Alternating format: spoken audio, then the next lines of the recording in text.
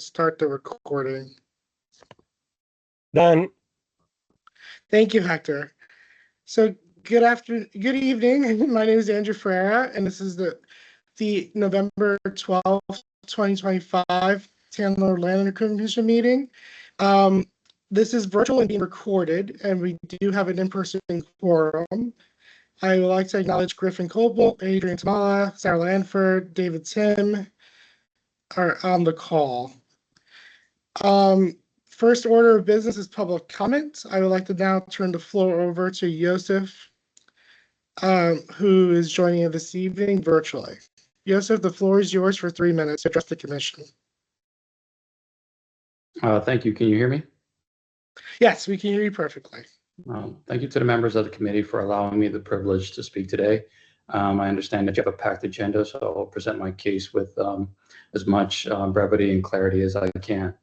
So this past summer, our 3-year-old was afflicted with respiratory illness due to severe mold exposure from mold spores blowing through the vents of the 1201 apartments located in Crystal City at 1201 Southeast Street.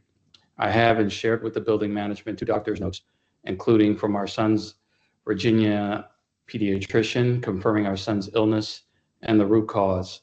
Both medical doctors confirmed that his respiratory issues were the result of mold and told us to get out of the apartment. Official, independent air, fungal, and toxicity reports of the unit from a third-party contractor have confirmed elevated levels of mold. The support documents were shared with Goldfarb Properties, owner of 1201 Southeast, in the hope that they release us from our lease and reimburse us for our out-of-pocket costs in treating our son and treating the apartment. They said no. These people, Goldfarb Properties, pulled the same stunt in New York City. Look for yourself. Google Goldfarb and Slumlord. You have a senator and the Fair Housing Justice Committee condemning Goldfarb Properties. The Fair Housing Justice Center sued Goldfarb Properties for poor property conditions and discrimination and won. When Goldfarb Properties tried to appeal, they lost that too, with Judge Ramos confirming that Goldfarb Properties illegally discriminated based on disability and source of income. Goldfarb Properties were disgraced in New York, so now they pitched their tents in Arlington and Crystal City to have their way with the people from our community. They purchased the 1201 Southeast building just last year. It's the building right across from Whole Foods, just outside of Pentagon City. Now I've expressed these issues to our neighbors, and Goldfarb sent a letter to all tenants claiming my reports were false and fabricated, despite having received supporting documentation from 2 medical doctors and an air toxicity report validating my grievance. Their denial and accusations are similar to those lobbied against the New York City tenants they've harmed before getting sued. Lastly, on the topic of mold, it's not just the black stain that you can wipe off. In these last few months, it's been shocking to me how outright dismissive people are of it. Mold doesn't just stay on walls, it spreads in the air and enters into your air passages. It destabilizes your respiratory and neurological functions. For a toddler whose lungs and brains are still developing, it is an insidious airborne spore. We couldn't wipe it off or have it removed because most of it came from Goldfarb's ventilation systems. Now, I have all the supporting documentations, doctor's notes, air toxicity reports, and pictures readily available for anyone who wants to see for themselves. Goldfarb Property owns properties in New York. The 1201 Southeast location is their first. It is in the interest of the tenant and public safety that Goldfarb should be monitored, scrutinized, and prohibited from making additional property purchases in the Commonwealth and jeopardizing the health and safety of Virginia tenants, both young and old. Thank you once again, and I give the floor to others. Thank you, Mr. Agassi. I will now open the floor to commissioners for any questions. I have one. Thank you so much, Joseph, for being here and sharing your concerns. I really appreciate you taking the time to share the story, and I can imagine how frustrating that's been for you and your family. Were you and it sounds like maybe not, and maybe I just missed it, but were you able to get out of your lease, or are you still at the property? We left the property back in September. We were able to get out of our lease. They've acquiesced to some of our demands, but they have not reimbursed us for our out-of-pocket costs to remedy the home or for my son's treatment. Thank you. It's helpful.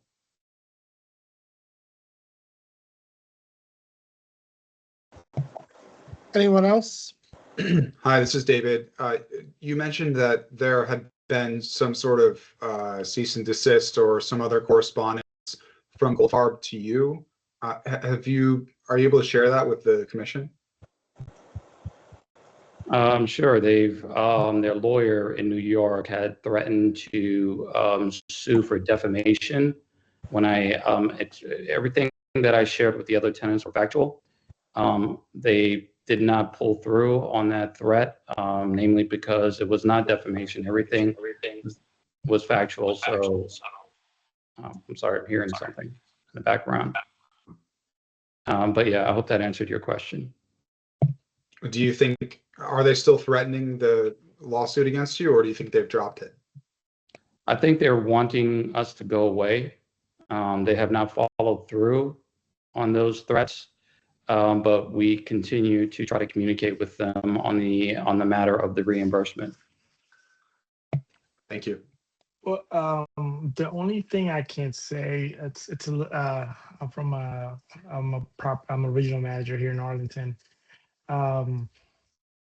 The one thing that I would say is that when it comes down to mold itself, or like a lot of companies would like to call it microbial growth until it's actually tested like you did, is that when that situation happened, I think the best resort that you had at that moment was to go to code enforcement through the county to get them involved.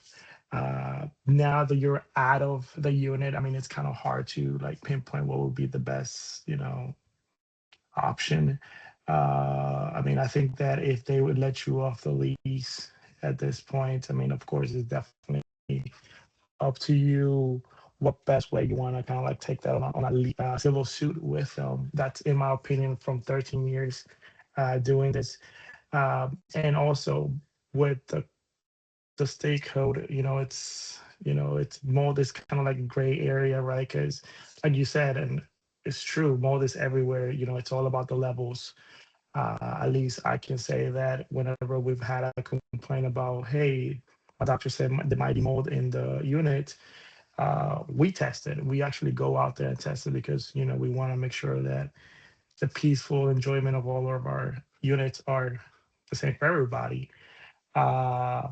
But again, I think one of the things that the code addresses is visible mold more than anything else. So I think, it's kind of hard to say anything else now that you're out of the unit. But if you were still in the unit, I think the best bet at that point would have been to go through code enforcement through the county.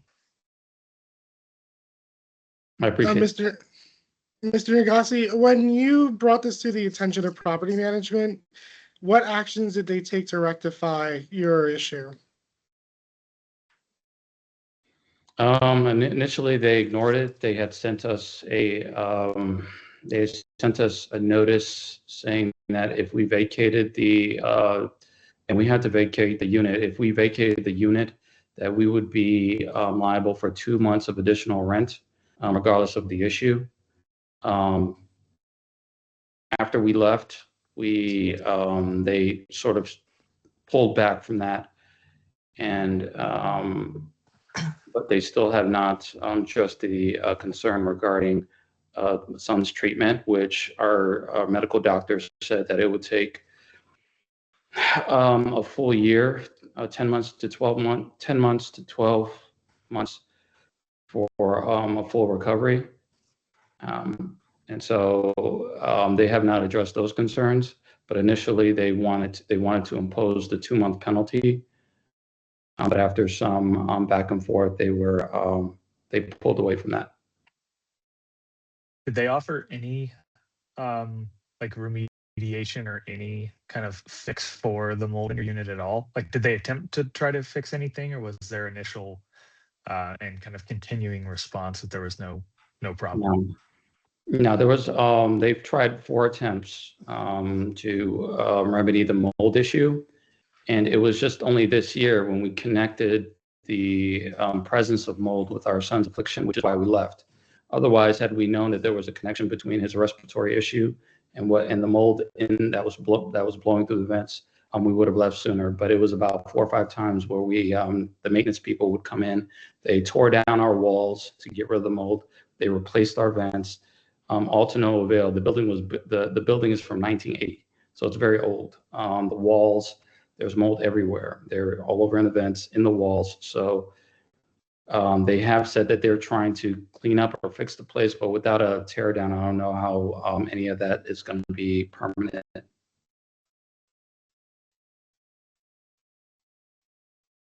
Tara, has there been anything from the county standpoint where did we reach out to the landlord to inquire further?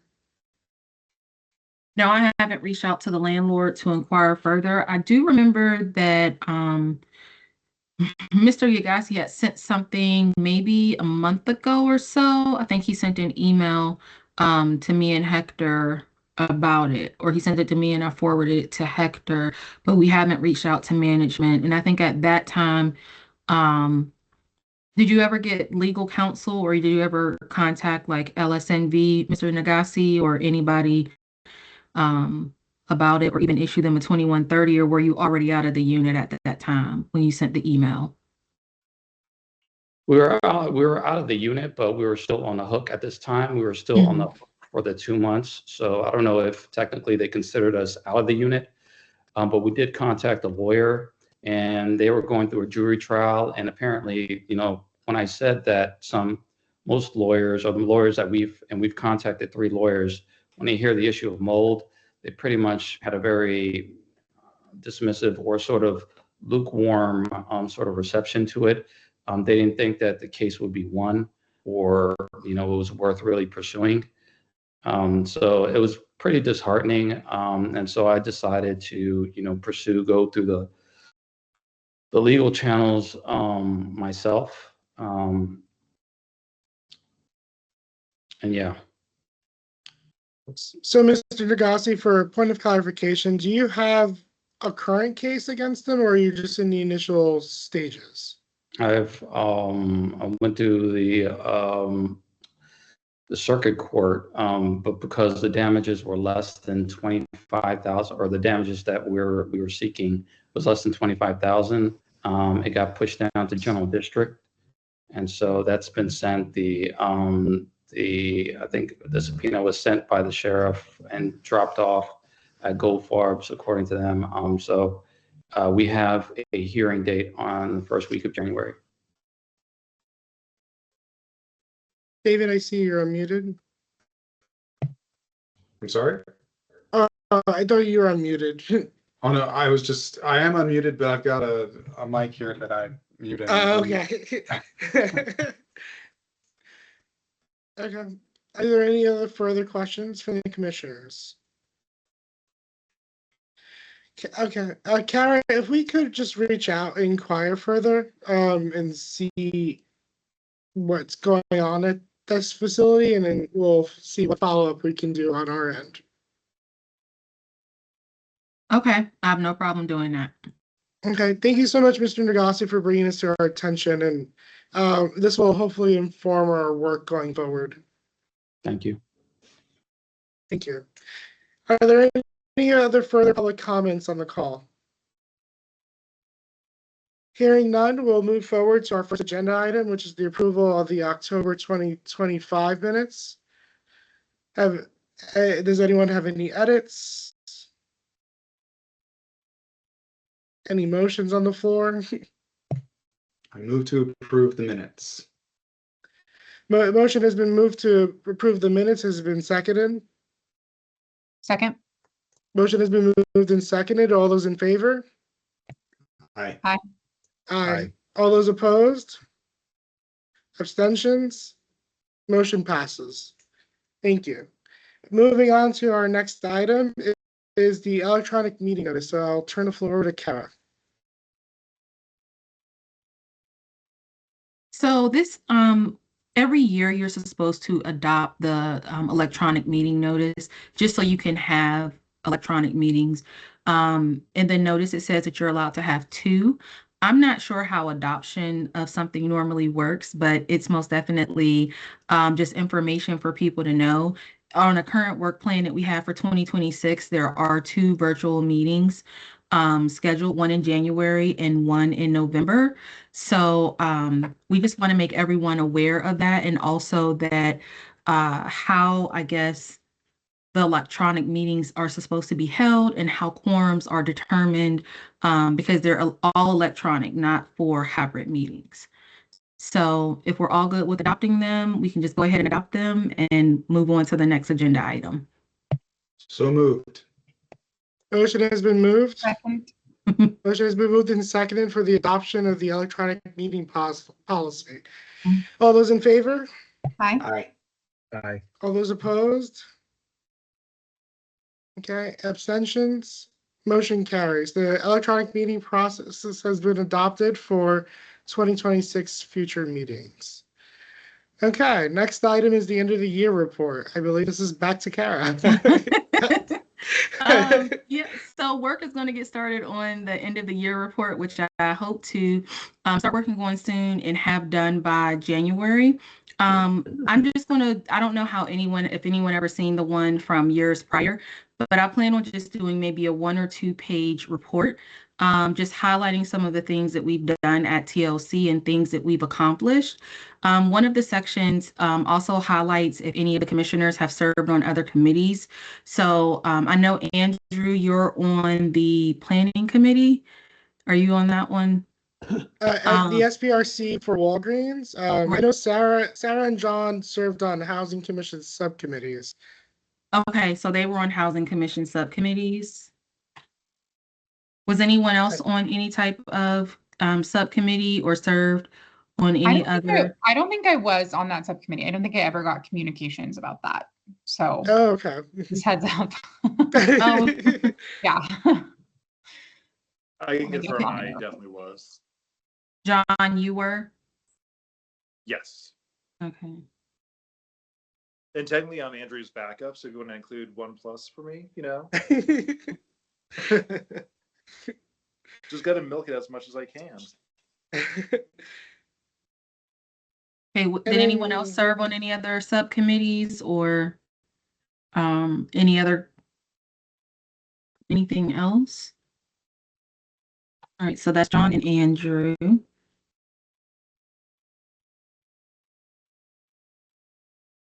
And yeah, I'll just make a 1 page or 2 page report and just highlight some of the things that we've done at TLC. And that'll be it. Hopefully I can have that out to everyone. Hopefully in January, we can add that to the work plan. Yeah, thank you, Kara. Mhm. Okay, moving right along. Our next item is the work plan for 2026. So I don't know if it was an item that was sent along. It's just a draft, so it's open for discussion. I don't know if Hector, if you could bring it up.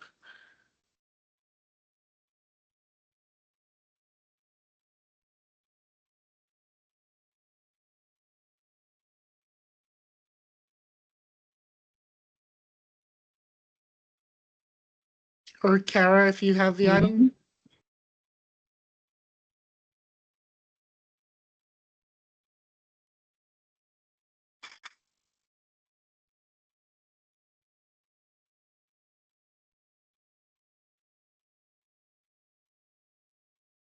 Oh, Hector, Thank you you, got it? Hector.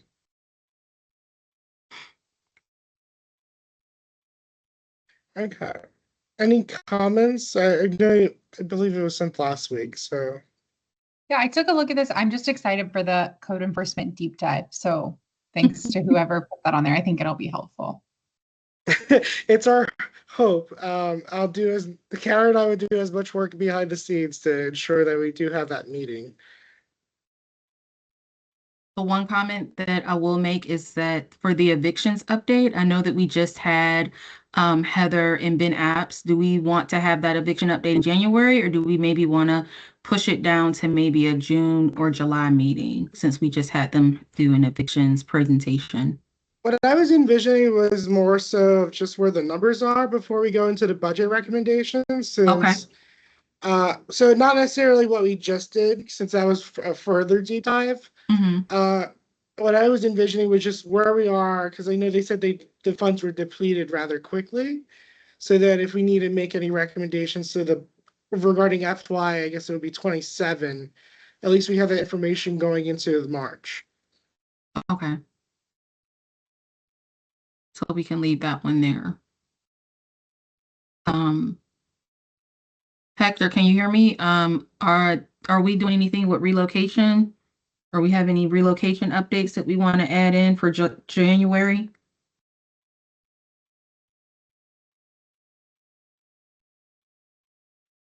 So also regarding Sorry, January, I'm having Oh, trouble sorry. with this. Um, I can do an update on the relocation. We think we're going to have two relocation presentations. Barcroft is getting ready to do a couple more. So I have to wait until they confirm. They send me the drafts, but since the commission is not meeting in December, we may have to move them to January. That's what I think. Okay. And thank you, Hector, for that. So at least we'll prepare and read those materials for our January meeting. For the Human Rights Ordinance Subcommittee, that's regarding, I know we've discussed in the past, with especially with Housing Commission, and I do hopefully partnering with the Human Rights Commission as well. Taking a look at the Human Rights Ordinance, since it hasn't been updated in a while, and we've had a lot of retaliation allegations that have come up from tenants in the past year or so. So I figured it would be time to take a look at that and see what needs to be updated. And also following the same work plan that we did this year, my goal is to hopefully get that done in the top half of the year so that we're not spinning our tires, and getting that before the county board as soon as possible if we have any recommendations.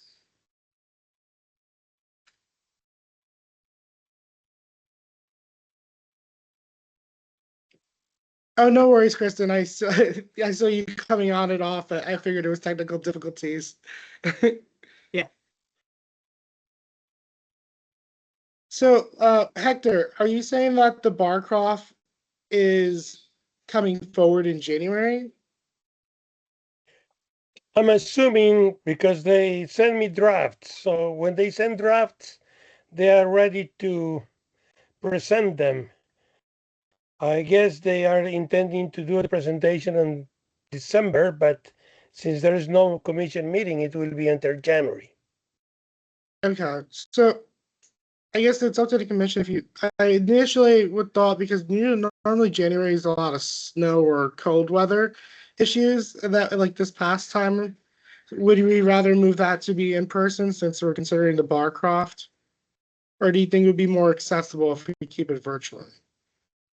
I think it will be more convenient if it's in person, not because the presenters are going to be there, but because tenants may want to be present on the meeting to give their opinion. So that will be a better option for them instead of going electronically. I support that. Okay, so we'll make January in person.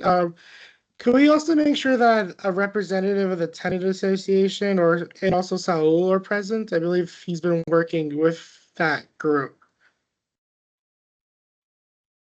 We can arrange that since right now we don't know. It's only I'm only assuming. I'm not gonna say anything further, but that can be arranged.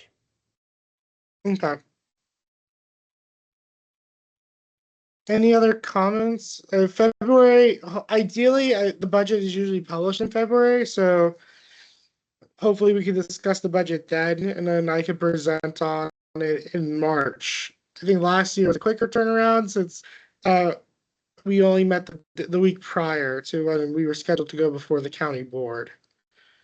But I do want to, Kristen, if we can partner and have I think you and Adrian are both part of that association. I couldn't figure out the name of it again, but I know the acronym. Northern have that- Virginia Apartments Association. Northern Yes. Virginia Apartment Association. Thank Yep. you. If we can have, if you could give us that contact, I would love to have the executive director that you discussed prior be present for our February meeting. Okay, I will send him an email and connect you both. Awesome. Thank you so much, Kristen. Kara, I'll include you on it as well. She Yes. said yes. Yes, yeah, I saw that. Okay. March, as you see, I know we normally have Saul come and give us a annual report, and then also we're going to do it, get code enforcement present to give us a deep dive. April, I was thinking, I know last time around when we discussed this, they were still finalizing the rule at HUD. So I know, Kara, this is your wheelhouse as well, inspections. So I was wondering if you and several of your colleagues can come and give us an update about inspection trends, especially under Inspire, and what the county, what are the county's supplemental guidelines to the federal guidelines? Okay, so we aren't using Inspire until possibly February of 2027. So we'll still be using HQS guidelines for it, but perhaps we can have an overview from the housing division on the inspections and an update, and even see if there's some trends that we see popping out. So that's most definitely doable in April. Okay.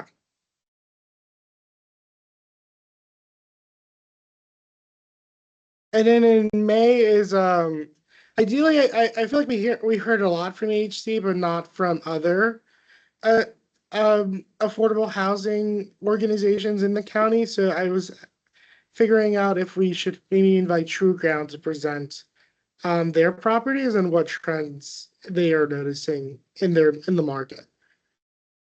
But I'm open to discussion and anything you want to move or add to the agenda, to the work plan. Okay. June as of now is just slating. I mean, the tenant's on it's either May or June. I think first year was in June, and last year was in May. And then June ideally would present on the Human Rights Ordinance subcommittee, similar to what we did last year, this past year. July is still open-ended. I know it's usually quite slow in the summer, even though this last July was quite busy for us. And in August, as you know, traditionally we don't have a meeting per county regulations. And then in the fall, I think it's our legislative updates. If you could scroll down, Hector.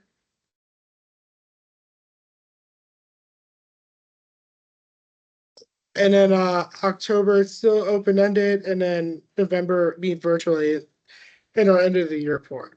And then we would cancel our December meeting for the holidays, because usually December is quite slow as well. But any feedback from you all, or anything you would like to see or invite to speak to us next year?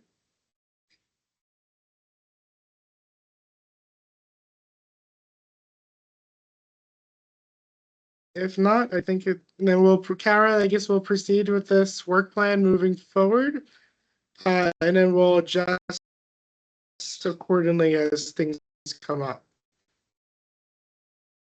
Okay. I guess the floor is yours, Kara. Any staff reports? No staff reports. Hector, do you have anything? No, I don't have anything. Okay.